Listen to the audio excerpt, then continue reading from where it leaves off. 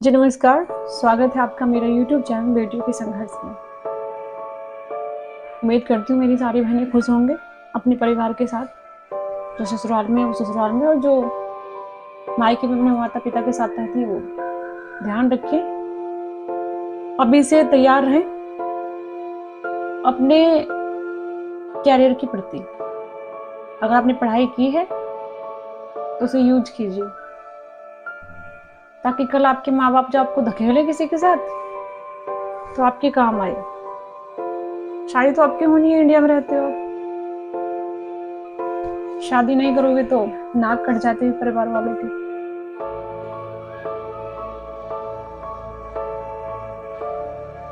परिवार वालों की क्या, परिवार वालों से ज्यादा आसपास के लोग, आपके रिश्तेदार आपको जीने नहीं देंगे। रिश्तेदार दुख सुख में साथ देने के लिए, दुख बांटने के लिए कम बनाए गए, ताने देने के लिए बनाए गए रिश्तेदार, ताकि इनके डर से बेटियों की शादी कर दी जाए, ये सोच कर बनाए है ना। तो मतलब अगर कोई शादी नहीं कर रहा है, रिश्तेदारों को पहले पड़ी होती है शादी कराने की, शादी कर दो शादी कर दो शादी कर दो, भेज दो।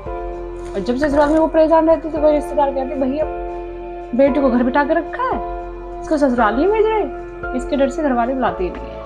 तो जो रिश्तेदार नाम की बला है ना सबकी जिंदगी में, वो सबकी जिंदगी डिस्ट्रॉय करने के लिए, जो अपने रिश्तेदारों की बातों में आते हैं, वो भी संतान का भविष्य खराब करते हैं, है ना। लेकिन मैं उन बहनों को कहना चाहती हूँ, वही शादी तो होनी है। इंडिया में रहने वाले लड़कों की शादी होती है। अदर कंट्री की कहूँ तो कुछ शादी करने के पीछे रीजन ये भी है कि आप कुछ करते नहीं, कमाते नहीं। हाँ, अगर आप अच्छी इनकम है आपकी, अच्छा कमाती है, और आप अपने पापा से बोल रही कि मैं शादी नहीं करूँगी, तो उन्हें कोई फर्क नहीं पड़ेगा। करना नहीं करेगी बेटा, पता है वो कमाती है, अपना जीवन आराम से काट लेगी। जब वो इंडिपेंडेंट है तो उसको किसी के ऊपर डिपेंड रहने की जरूरत ही नहीं है। तो जो माँ बाप भी शादी करते हैं, उनका भी एक यही रीजन होता है कि जब तुम्हारा बच्चा कुछ कर नहीं रहा तो वो उसको किसी के पल्ले तो बांधना है। क्योंकि जो आपके भाई हैं वो आपको आपके मम्मी पापा के जाने के बाद वो कौन सा आपका घर नहीं रहता, वो भाई भाभी का घर तो अपना नहीं रहता। माँ बाप हैं वो यही सोचते हैं कि हमारे सामने हमारी बेटी अपने घर चली जाए ससुराल में, और ससुराल में उसका अपना घर होता नहीं है, क्योंकि जो वहाँ की हेड है सासू माँ, वो आपको लगने नहीं देंगी आपका घर है। बहुत कम सिचुएशनों में सास अच्छी मिलती है,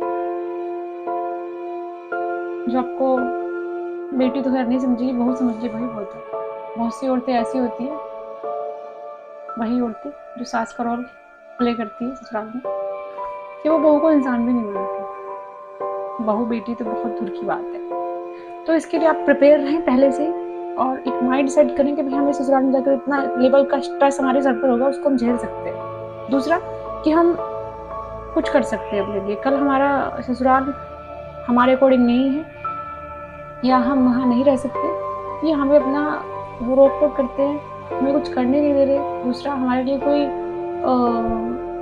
जिम्मेदारी नहीं दिखाते हैं। बहू गई तो बस रोटियों पर टुकड़ों पर पल पल के हमारे लिए काम कर देगी, और यही रहने का इसका व्यवस्था है। मतलब हमारे घर में रह रही है, खा रही है, यही बहुत है इसके लिए। ऐसे ससुराल होते हैं, ठीक है, और होते हैं ऐसे ससुराल, सच बात है। तो उनसे लड़ने के लिए, उन्हें झेलने के लिए आप पूरी तरह से प्रिपेयर रहिए, ताकि कल आपको जब वो ससुराल राज नहीं आए तो अपने लिए कुछ स्टैंड ले सको, अपने लिए कुछ काम कर सको, और अपनी जिंदगी अपनी शर्तों पर बिता सको, है ना। तो पढ़ती तो आजकल है, वो माँ बाप पढ़ाती है सब, जमाने गए जो पहले नहीं पढ़ाते थे, और इसलिए आजकल घर में ज़्यादा टूटते हैं, डिवोर्स ज़्यादा होते हैं। क्योंकि जब लड़की पढ़ी लिखी है, वो अपने हक पहचानती है, वो उनके टॉर्चर ताने नहीं झेलती, इसलिए सारी टूटती हैं। और टूट भी चाहिए। मैं सोचती हूँ कि रोज रोज का मेंटली टॉर्चर झेलने से अच्छा है कि भाई अकेले रहें। मैं बार बार यही कहती हूँ कि अगर आपका लाइफ पार्टनर अच्छा नहीं है, आपको नहीं समझता है, आपको रोज मेंटली टॉर्चर हो रहे हैं, तो आप इसको छोड़ दीजिए। एक गलत रिश्ते से रहने से अच्छा है कि आप अकेले रहें। मैं बार बार बोलती हूँ कि एक गलत शादी में रहने से अच्छा है कि आप अकेले रहें। अकेले रहेंगी, अपने लिए कुछ करेंगी, आत्मनिर्भर बनेंगी, आपको कॉन्फिडेंस मिलेगा उसके लिए, आपको बोलने की नॉलेज होगी, आपको करने का, आपको फ्रीडम होगी आपके पास, जहाँ भी आपका मन करे आ जा सकते हैं, घूम सकते हैं, अपने फैसले खुद ले सकती है सबसे बड़ी बात, और अपने सपने पूरे कर सकती है। ये चार दीवारी ससुराल के अंदर रहना, सबकी हाँ जी हाँ जी हाँ जी हाँ जी करना, यही लड़कियों का फ्यूचर नहीं है, ये भविष्य नहीं है, यही उनका जीवन नहीं है। और कौन होता है ये समाज में लड़की लड़का में भेद करने वाला एक शरीर के ऊपर? मैं बार बार कहती हूँ, जो आत्मा, जो जीवात्मा जेंट्सों के अंदर है वही लेडीजों के अंदर है, और जेंडर के अनुसार आप उसे परेशान करने का हक नहीं रखते हैं। भगवान ने किसी के साथ भेदभाव नहीं किया है, ना तो वो लेडीज जेंट्स में फर्क करते हैं, ना ही कास्ट कल्चर में, है ना।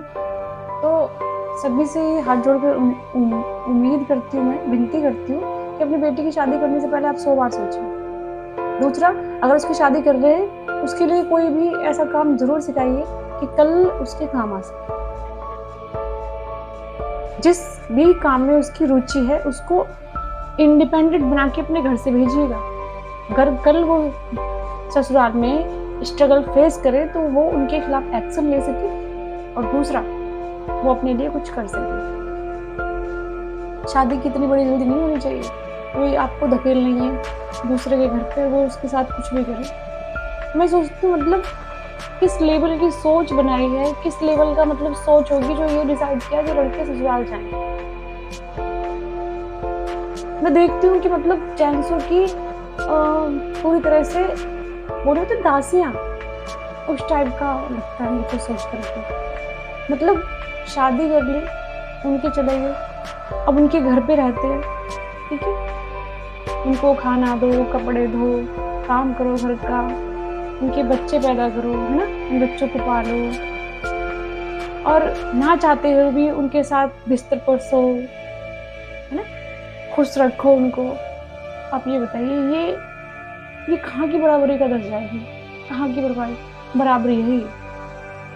अगर आप बोलते हैं ना कि हस्बैंड वाइफ बराबर की वो रखते हैं, मतलब गाड़ी के दो पहिए दोनों काम करें ना बराबर, अपनी जिम्मेदारी बराबर निभाएं, तभी तो।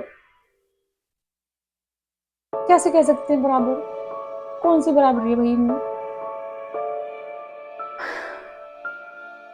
वीडियो बहुत लंबी हो जाएगी, इतनी बात पर जब आती है तो फिर मुझे बहुत कुछ बोलने का मन करता है, जो बहुत से लोग उस पर कमेंट करेंगे, आप ये बोल रहे हो वो बोल रहे हो, लेकिन मैं जो बोल रही हूँ ना एक बात बिल्कुल सच है।